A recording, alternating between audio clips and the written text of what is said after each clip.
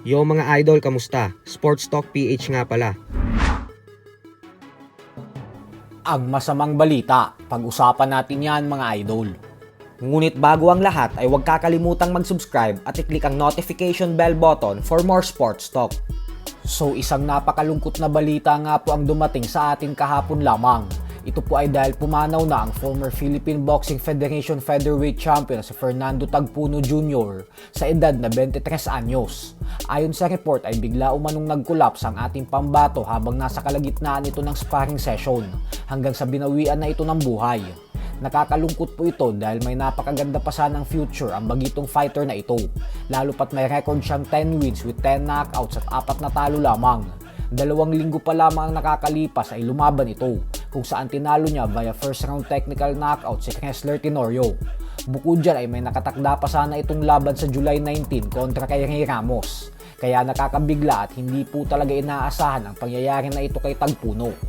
Sa kabilang banda naman mga idol ay bukod nga po sa mga bigating boksingero na sila Teofimo Lopez at ang Vargas Brothers na siyang sumabay sa ensayo ng ating pambansang kamao Manny Pacquiao, ay maging ang UFC superstar nga po na si Chris Cyborg ay hindi din nagpaiwan. Ito po ay dahil matagal na umanong siyang fan ni Pacman, kaya hindi niya na din sinayang ang pagkakataon na makasama at makita itong mag-ensayo. Kitang-kita sa video na ito kung paano nagmistulang fan ang UFC fighter dahil tuwang-tuwa ito habang kinukunan ng video si Pacquiao habang nagtitraining ito. Yes, Amazing, huh? amazing. What do you think of his speed? Oh, good, good. It's ready. Man. Back up on that side also.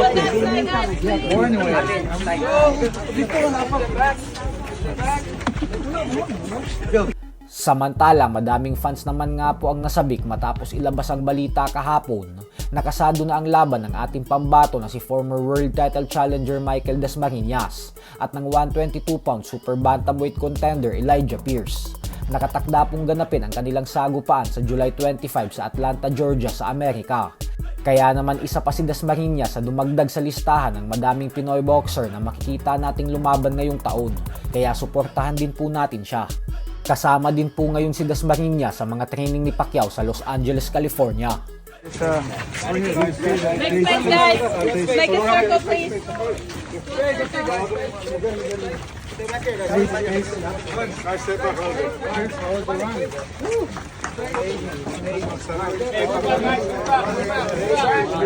Take over. Let's go, sir.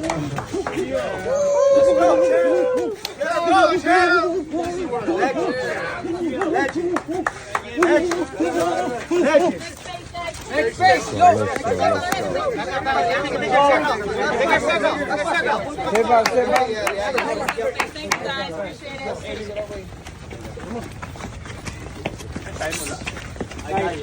it. Boss, ay, ka-time ko, ka-time ko.